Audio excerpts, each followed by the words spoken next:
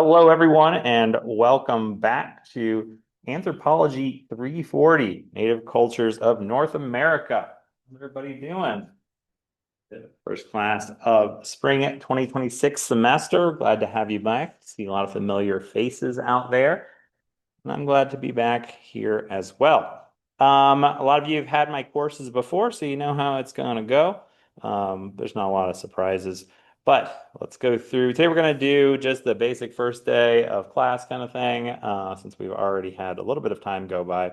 We'll just be focused on the syllabus today. And my syllabuses are a little long, so it will take us a good chunk of the class, and that's all we'll do. And then on Wednesday, we're going to get into it with our beginning lecture on Native cultures of North America. So this is Monday, Wednesday, Friday from 1 to 2 for the in-person students. We also have a few students who are joining us online who will be watching this asynchronously. That's why we're recording the video. There, now I'm in the frame. So we're going to go through the syllabus and talk about expectation in this class, what we're going to do, how it's going to go. This is the fourth time. 2025. Yeah, third or fourth time this class is run. So hopefully at this point, all the bugs have been worked out. The first time it ran was that COVID semester where it changed halfway through. So it was a little trial by fire. But I feel like at this point now, all the bugs have been worked out and it's a pretty smooth running class. So like most of you probably know already, my name is Dr. Eric Stanley. I'm professor of cultural anthropology. My work is with Native people in Belize, which is in Central America. And we'll be talking about Mesoamerica for one of our units. So you're going to hear some firsthand stories from that. You'll also hear a little bit about when we do the Southeast unit. My undergrad thesis was with Southeast powwow participants down in Florida. And so you'll probably hear a little bit about that. So I do have some firsthand experience with the topic we are going to be discussing this semester, which is always good because you don't want your professor just to be reading out of the book because you can do that yourself. I will be joined this semester both in person and virtually by my two teaching assistants. Lauren Griego is my online teaching assistant, and Samantha Wilkening is my in-person one. They'll be around both virtually as well as in person. And I'm going to talk to them and get their office hours posted up here by the end of the week, along with mine. I'll try to figure out when. We'll try to divide and conquer through the week so we're not all on the same days and same time. So that way, if your schedule doesn't permit you to talk to one of us, you can always talk to somebody else. So that'll all be posted by Friday. Okay, this course description. This is straight from the undergrad catalog. So if you don't believe me, you can look it up in the back. Native North American cultures are discussed in a historical and contemporary context in terms of their diverse approaches to subsistence, sociopolitical organization, and spirituality. This class serves as a starting point for discussions of diversity issues in wider society. This is a global diversity requirement. How many of you are here because this is a global diversity requirement? A couple. How many are here because you're ANTH people? How many are here for the love of the game? Yeah. Okay. Well, welcome. I'm happy that you're here. This is a really fun class. And it fits, some of you have had some of my other upper level Indigenous peoples class, like maybe you've taken Native Americans of the Southwest or peoples of the Southwest. I think some of you have, as well as Anthropology of the Developing World, where we look at some of these issues globally. And this class I think is really interesting because it is focused kind of narrowly on North America, but I've also, just to kind of mix it up and keep it interesting for me, as you see in the schedule, I've structured it differently. So rather than like moving forward in time or going in topics, we'll be doing a regional kind of approach and learning about different parts of North America pretty much every week once we get going. So this course is, here's the what to expect. The intent of this course is to introduce you to the academic study of Native American people. The emphasis is on introduce because the subject is extremely complex. And in one semester, you'll receive only some basics. You'll be looking at the ways in which academic disciplines have examined Native American identities, cultures, traditions, histories, etc. So we're going to be using mostly anthropology because it is an anthropology course, but we will be drawing on other disciplines as well. I'm kind of discipline agnostic. I think they're kind of reified anyway. So I think, what we can gain from museum studies, literature, history, law, political science, and a range of other disciplines is only going to add to what we learn in this class. We don't have to be afraid of those other disciplines. So we're going to be discussing Native North American cultures, both historically. You'll notice that most weeks, especially once we get the first month or so, is like the kind of setup. We'll talk about it, kind of culture history broadly. We'll also look at media representation. But after that, once we start getting into kind of the regions, Southeast this week, Northeast, Southwest, you'll see. Generally, it seems to be my general flow is kind of like the first day is usually like the past, especially the pre-colonial past. Usually the Wednesday is kind of like the colonial era, and then usually Friday is like contemporary issues. It's not always like that, just because sometimes I have more or less in different things. But that's generally the kind of thing we're going to be doing. We're going to talk about history, how have things changed. But we're also going to be talking about the contemporary, right? Because a lot of times there's this sense, and we'll talk about this as when we do our Real Engine Week. We look at the documentary film Real Engine in 2 weeks. There's a sense of Native cultures being stuck in the past, right? They're all still living in teepees and riding horses and stuff like that. But we at Eastern New Mexico University have a pretty large Native American population of students, and Native American Affairs is a really active part of our campus. There we have, this is your classmates, your contemporary classmates now. So we'll talk about kind of the contemporary experience, what it's like to be, indigenous in the 21st century. So we're also going to be kind of looking at all kinds of different topics, and you'll see this when we do our presentations in this class. We're going to be talking not just narrowly about one part of life, but we're going to be looking at, what Marcel Mauss might call like total social facts. We'll be looking at things that connect all different parts of life together. We'll be looking at religion. We'll be looking at subsistence, how you eat, what's your social life like, what's your family like, what's your spirituality or your religion like, how are these things all connected instead of just being piece, piece, piece. So we'll kind of start with this idea of identity, and we'll be looking at film, especially in kind of pop culture media, and thinking about the biases that we might already come to this class with, right? Like, unlike some topics, like if I said, oh, we're going to be studying, I don't know, people who live in Northeast Siberia, you might have like no cultural context for that, and you just kind of come in blank slate. But for, I would guess, everyone in this room, 99% of Americans, we have this kind of colonial history of thinking about Native Americans and identity, right? Whether it's through movies, watching, Dance with Wolves, or other kinds of movies we'll take a look at, whether it's through sports, right? Like my high school mascot was the Boone Braves, right? And we had Native imagery all over our stuff, right? Or the Washington Redskins or the Cleveland Indians, right? So things that are just kind of around in our pop culture and seem to and influence. I'll make the argument along with Neil Diamond, who will watch his documentary. But these things influence how we see contemporary Native people today, like people you might go to school with or be friends with. So we'll talk about those kind of perceptions and culture and how they came to be that way. And it's not just that it had to be that way, but there are very specific kind of historical things that happened in media and pop culture, which kind of set the stage for this. So yeah, we're also going to be looking kind of archaeologically and thinking about when people got here and how things got to be the way they are, especially in context of us being Eastern New Mexico University and having the Blackwater Draw site right over here, right? So I think that's a great, especially when we talk about the Southwest, we're going to start with that and think about kind of these ideas of origins and how, especially with recent scholarship, those are getting pushed further and further back. So it's a cool class. It's a very smorgasbord buffet because we're going to be covering a lot of groups and we're going to be covering a lot of territory. But I think that it's really important because a lot of people, especially in contemporary study, have like a very narrow view of like what it means to be Native American, right? Usually that's like what we would see in a Western, horses and feathers and bows and arrows and buffaloes and things. But we're going to look at lots of different cultures, whether it's going to be Inuit or Eskimo people up in the high Arctic, dog sleds hunting seals with spears and stuff, or even today still going out whale hunting, or people like the chocolate farmers I worked with in Belize, or like I said, people in the Southwest who you might be going to school with, even in this class. So we're going to be looking at all different things, and then hopefully by the end of class, you'll have a much more nuanced and understanding of what we talk about with native cultures, and hopefully move beyond those kind of like pop culture stereotypes to like a more real understanding. Okay, every class has student learning objectives. It's part of this course. You should be able to do a couple things when you're done. And if you do, I have succeeded as a teacher, right? So at the end of this course, you should be able to summarize underlying similarities and differences, as well as a wide range of variability of native societies in North America. I think that's pretty doable.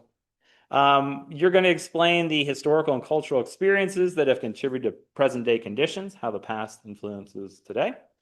You're going to look at the relationship between ecology and the natural environment and how people make a living, right? If you live in the high Arctic, you're going to be living a real different kind of life than if you live in the desert of the Southwest. How do those conditions where you live influence not only what you eat, but also how your society is set up? Do you build big cities? Do you live pretty dispersed? Does it affect your marriage patterns, your kinship patterns?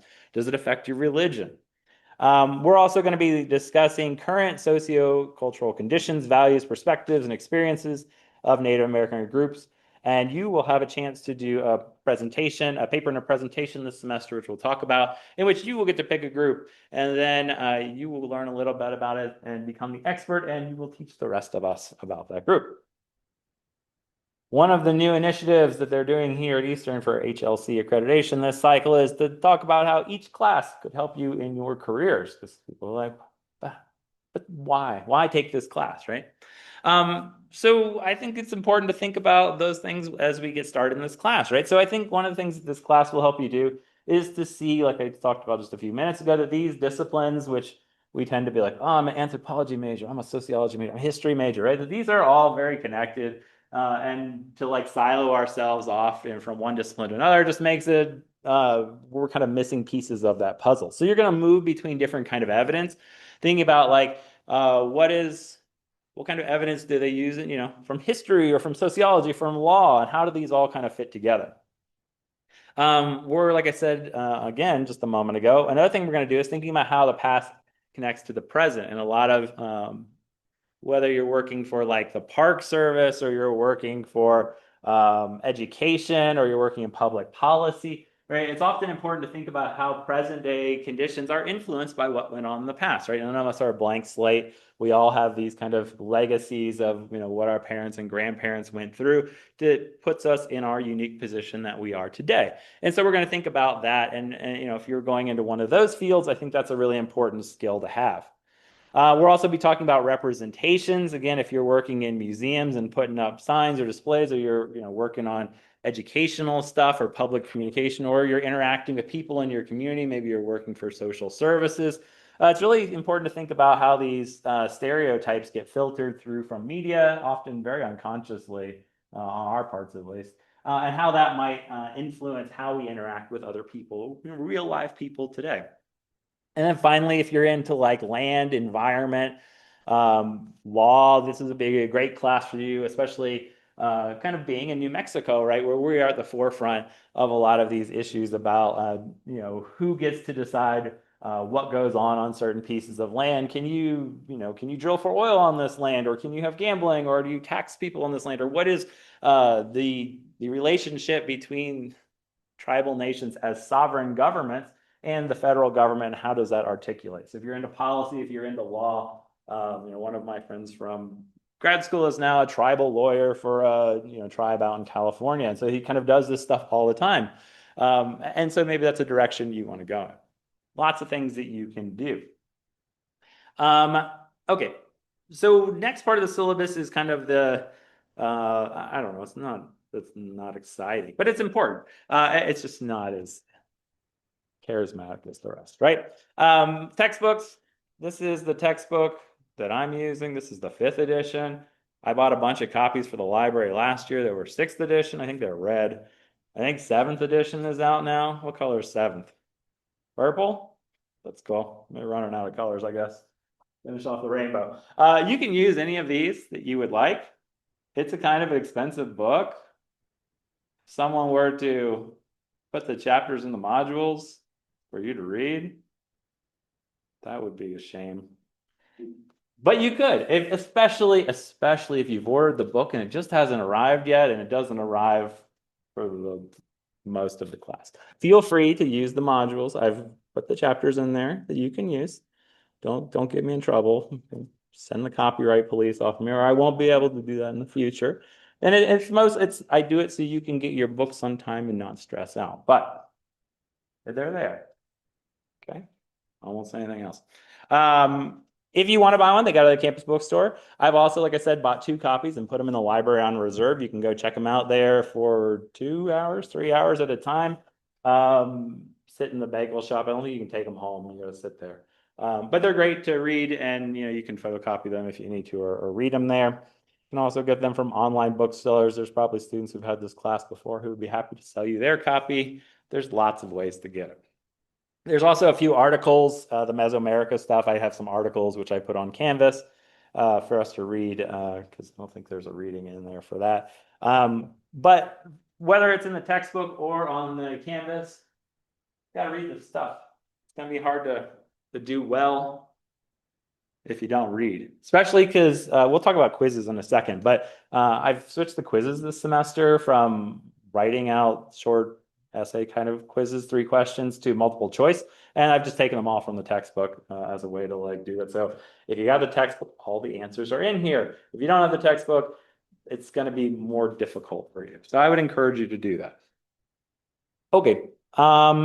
Attending class, watching these videos, if you are online, is a great way to stay up with this, because sometimes we'll talk about stuff in class that it's not in the textbook, or I'll emphasize certain things over there, and that's going to really help you know kind of what I'm looking for, because each of these chapters is pretty big, and 3 days, 2 hours and 40 minutes. We're not going to get through everything, especially because I'm going to show you videos and stuff.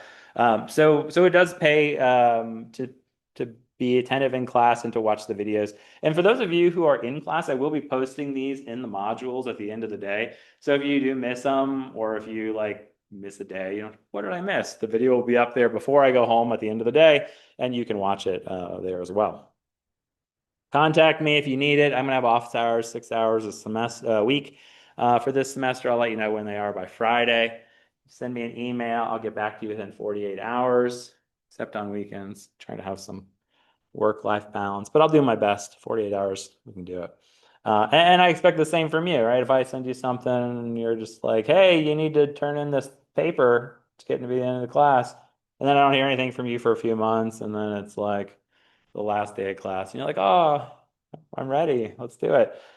It might be too late. So for that email contact policy, I think should work both ways. So everybody's happy. Okay, this is grading.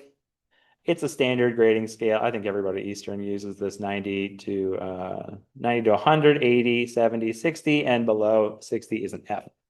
So you might be like, okay, how do I get the magic number of 585 points this semester? That's how many points you need to get an A. 585 out of 650 points. That's the other magic number is 389. You want to avoid that magic number, right? I guess 390 is the magic number passing. But I think we should all shoot for 585, right? That's a great number. And it's really doable, because if you've taken my class before, this is probably not a surprise. You got 10 discussion boards. You got 10 quizzes. You got 10 homeworks. Why is it 10? Because I'm not a math major. Multiplying by 10 is easy, right? 10 times 10 is 100. 10 times 15, 150. 10 times 115, 150. Got a paper, PowerPoint presentation, also worth 100. And 2 tests worth 75 each, which makes 150. The math is just easy. 15%, 15 and a half for your discussion boards and your paper PowerPoint presentation, and the test, quizzes, and homework are about 23% each. You do the math, it doesn't quite make 100, but again, not a math major. Okay, so you got different pieces and parts. Let me show you what you got. This is the Canvas shell. Is anyone logged in? Let's view as a student. It's cleaner. Yeah, it looks like some of you. I got to see 3 of the intro discussions are already done. This is what should be greeting you. I turned it on last night. There is still, like I said, I'm in the middle of doing the quizzes again. So the quizzes are only partially up and running. Don't take your quizzes till like Friday or whatever. You don't have one this week, but don't get real ambitious and start. I still got to finish a few things in the class. For the most part, it's up and running other than those quizzes. And hopefully by the end of the week, they'll all be up for the rest of the semester. But everything else is up for the rest of the semester. There's some weird arcane HLC requirements where I can't let you do everything all in one day. So there will be some kind of gating on the later assignments. So you can't start it until like some later date, which I won't make it too bad. But just so it's not a correspondence course, there has to be some gating on when you start like the last week of class. So we'll put those up. But in general, you should be able to see everything and do the readings and go ahead and know what you're going to get yourself into. Like if I'm going on a cruise for my honeymoon in May, like, okay, you got all the materials that you need. Feel free to work ahead, do whatever you need to kind of build it around your life. This is all whatever nonsense. I'm sure you'll read through that. That's Canvas resources. That comes with the course. This is the one you should pay attention to. This is the syllabus. We'll be going through that. That's what we're going through right now, I guess. And then here, the modules are set up by weeks. I think it's a very similar thing to if you've had my other classes. Start off with what the course is or what the week is all about. You'll have a reading. Click on there. Well, there's Sutton chapter 1. Like I said, if you haven't started, you can read the introduction. Number 2, there's a PowerPoint. Usually I'll be going through the PowerPoints. That way you can follow along. You don't have to like, people used to like take pictures of the PowerPoints. That's kind of silly.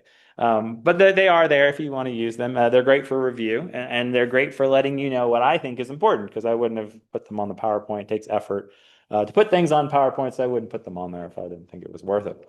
Then you'll see usually the next in the list are videos. These are videos that that I am planning on showing in class. There's always some kind of flexibility with that, just what order they go in, or if we get to them all, or how we do it, or if I find something better, or usually there's a copyright strike on one video that I'm using and I'll have to scramble to find something. But these are the videos that I'm planning for the week. And then there are your assignments, and usually it's discussion board if there's one, then homeworks, and then quizzes are usually the last thing that will show up. But again, quizzes aren't posted yet. And then after all of that is where I will post these videos that I'm shooting right now. So you can watch, Monday's video, then Wednesday, then Friday. And the whole course is set up like that. You can scroll all the way down. Like I said, the only thing that's not really running yet is the quizzes because I'm still fiddling with them. But they should be up by the end of the week. But yeah, you can see everything for the entire semester. Good to go. I've set this to the home page. This is what I would use to kind of navigate through the course. Other people, I think there's an assignments tab that people use, but this is really the best way. And I recommend going in order, right? Like read the chapter first, then probably look at the PowerPoint, then watch the videos, and then do the homework and the quiz and stuff, right? Versus like, just take me to what I need to do. I don't want to do the other stuff, right? So hopefully I've like done this like intentionally, so to like help you go through the modules in a like a logical kind of progression. But if there's anything, like I said, the quizzes aren't quite up yet. There's some of them that are up. Some of the requirements have to change because I'm going to give you 2 chances, so I need to set all that stuff. But other than that, everything else for the course is up and running. For this week, what we are doing is discussion board. If you've been in my classes before, you've seen this very post. Just move it from the other one over. It's who are you? What are you here for? What are you all about in your life? And put a picture of yourself. It's pretty basic. And then for all discussion boards, go back to this. For all discussion boards, you have 10 of these throughout the semester. This one's really easy. Like I said, it's just an introduction. Nobody gets it wrong. The only thing that people lose points, there's 2 things that people lose points for. And I have these comments saved in my Canvas because I clicked them so many times, I just automated it. One is not putting a picture of you. This helps me because, especially for the online component, it lets me remember, oh, that's who that person is, right? It helps me know who you are and put a face with a name. So you can lose a point that way if you don't post a picture, if you just answer the other part of the prompt. The other thing is, there's 2 other things. One is that you have to write 100 words in response, right? So you're not just like, Eric, I sleep, right? I watch TV. You write something, right? Give us something to go off of. And the other thing that people really lose points for is you need to respond to someone else. If you don't respond to somebody else, you get -2 points. which is still a passing grade. It's an 80, 8 out of 10, but you can't get the full 10 points. And usually myself or my assistants will be like, "Hey, you didn't do this. You have a chance now if you want to go back and respond to somebody else, and we're happy to give you points." Especially if you're one of the first people who post. Sometimes the GAs are real ambitious, and they'll be like, "Oh, grade that right away." But you're like the first person who posted, and there's no one to respond to yet. But it's not like a permanent demotion. It's just to motivate you to respond to somebody else. They're due on Friday. Everything's always due on Friday. Number two is quizzes. You've got it used to be last time I taught this class was the three answers or three short question kind of things, medium length questions, which I ask you about stuff. I've switched to multiple choice. You're gonna have 10 questions of or 10 quizzes with 10 multiple choice questions each. They're straight from the textbook. I just go through the textbook and find interesting little things, tidbits, and trivia. It's not like super obscure, like I don't know. What is the map on page 183 or something like that? It's going to be like conceptual questions, things we've talked about in class, but they are going to be specific. And if you don't read the book or you're not like a, real into Native American culture and history, you're going to have a hard time without that. So read the materials, watch the videos, and it should be super easy. Like I said, I'm going to set it up to do like take it twice and I'll take the better one because once it's automated, it's easy. I can just give you another chance. You're going to get 20 minutes to complete it. Some of you have extra time from V. Lucas and other sources. So I think it's all from B actually. So I will build that into yours. But again, I'm still trying to get it all up and running because it is a different beast than just rolling it over from what I used last time. But everything else should be the same and should be running. Homeworks, you have 10 homeworks throughout the course of the semester. They're due on Friday. The first three or so, or there's three or four of them that are not, I think there's three that are not normal. They're just random, not random. There's a paper that comes with them and there's questions for you to answer or watch the video and you answer questions. But the most of them this semester are going to be these culture area worksheets. And I'll show you real quick. We'll be doing this starting in week 4. So the first couple homeworks are not like this, but I did want to show, the first two are not like this, I guess. But for most of the semester, this is what you're going to be doing for weeks 4, 5, 6, 10, 13, 14, 15. Like I said, we're going to be doing different areas each week. So you'll be writing a 350 to 500 word response. You're going to be typed in complete sentences, summarized, all that good stuff. So you'll put your culture area here, and then you will write about the different parts of society or of culture for the groups that live there. What's their ecology like, right? What's the natural environment? What's their economics like? What's their political organization, their social organization, material culture, technology, language, religion, cosmology, effects of European contact, and groups today, traditional practices that have been retained. So we'll talk more about that in week 4 when we get to it, but that's generally what we're going to be doing throughout the semester. And it works well, I think, because it's the same format as your paper and presentation, right? It gets you thinking about these things because for your paper and presentation, you're going to end up picking one group and we're all going to divide up so we don't have any duplicates. And you're basically going to be doing that specifically for a 10-page paper about a single group. So what is their natural environment like, right? What is their material culture like? What is their family like? What is their religion and spirituality, like who's the famous person in that group? What are their lives like today, right? So it kind of gets you in the mindset of doing that every week. So when you get to your paper and presentation, you're just expanding on that for one particular group instead of kind of a 50,000 foot view. So your paper and presentation comes, well, it's like midway through the semester, 3/4 of the way through. 10-page paper and a 10-minute PowerPoint presentation about a particular Indigenous group's past, present, future. 50 points comes from your paper, 25 from the PowerPoint, 25 from the presentation. It has to be your own stuff. There's a rubric down in, if you really want to get ambitious, you can check it out. It's all the way down here on week 7 when we do our first test. We'll also be going over the paper and the presentation requirements. But if you want, it's over there. You can check it out. It walks you through the whole process. I'm really big on outlines and rubrics, so that way there's no confusion. Though I am running out of time. So that's to be your own work. If you are this is an in-person and online class. If you're one of the online students, you need to share the video through YouTube or another streaming site. I don't have a dog in the fight or stock with any of these companies, so I don't care. But as long as it's streamable for everybody, because we will be having a homework assignment where you either view the in-person students, we're going to be doing it in person. I'll record them and post them. The online students will post their videos, and I'll be playing them in class. But you'll be responding to other people. You'll be writing about what you learned that was interesting about other people's stuff. So if you don't share, if you just send it through me, I have to do a whole bunch of stuff to make it work. So don't do that. And then you have two tests, week 6 and 16. You only get one try for each of the tests because it's multiple choice and essay questions, and it's hard to grade the essay questions twice. But the multiple choice all are from the exact same test banks that are from your quiz. They're not the exact same questions. Usually it's like, I think for the quizzes, it's test bank of 15 or 20 and pick 10. And then I think for the test, usually it's like pick 5 or 6 questions, right? Not you pick, the computer picks and randomly generates. So it may not be the exact same questions that you've seen, but you probably have seen a lot of these questions before. And so it should, by taking the quizzes twice, hopefully you've seen all the combinations, or at least most of the combinations of the quiz questions. So when you get to those two tests, it should be easy, right? If you don't do the quizzes, and you try to do the test, it's going to be a little tricky. Attendance policy, because it is multimodal, we don't have an attendance policy. Don't come to class if you're sick. Things online. It's a late penalty, late penalties for this class. If you turn things in late, you start losing points.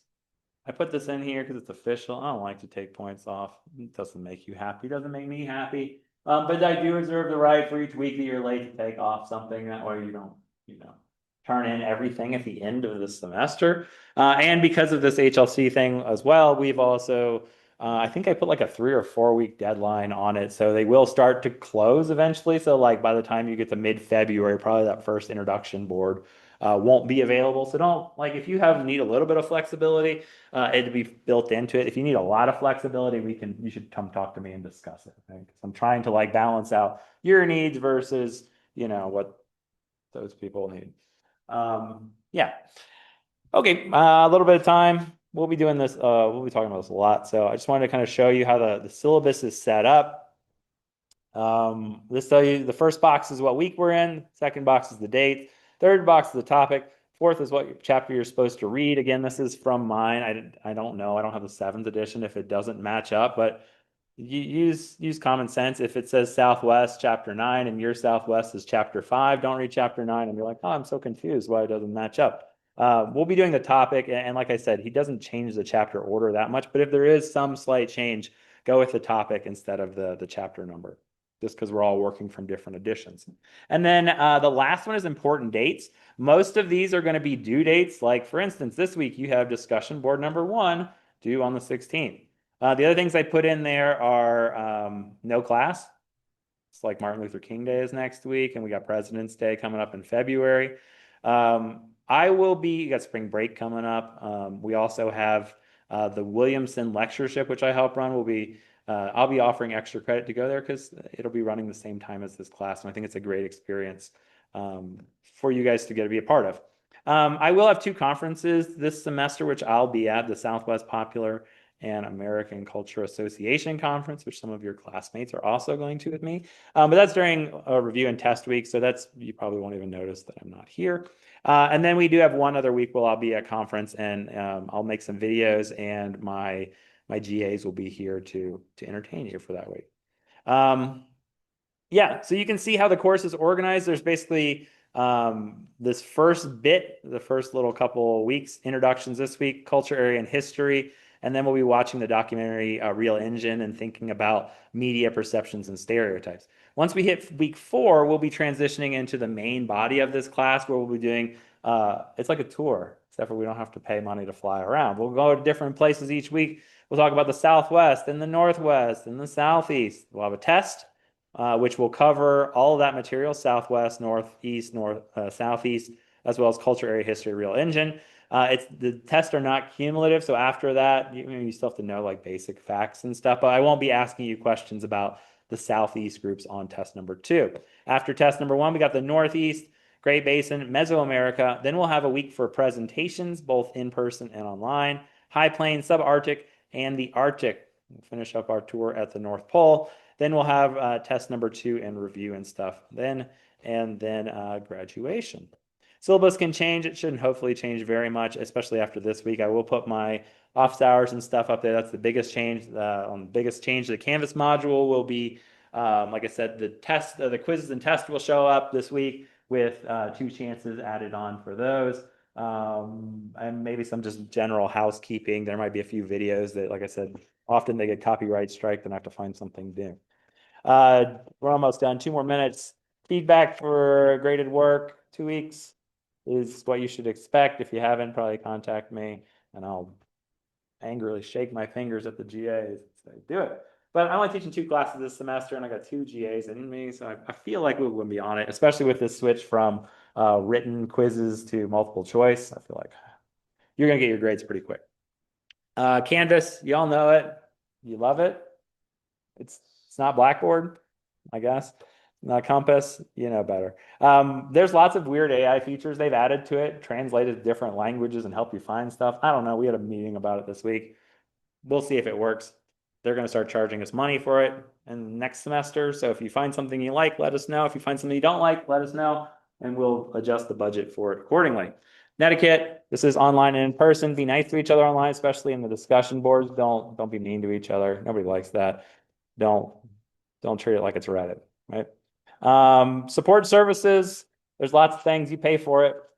Go use it. Wellness, the gym, ASAB activities, counseling, career services, computer labs. You can check out a laptop from the library. There's tutors in the library. There's even a bagel shop over there. Use it all. Enjoy being on campus, college experience. Last thing, academic integrity policy. Sorry, 2 things left.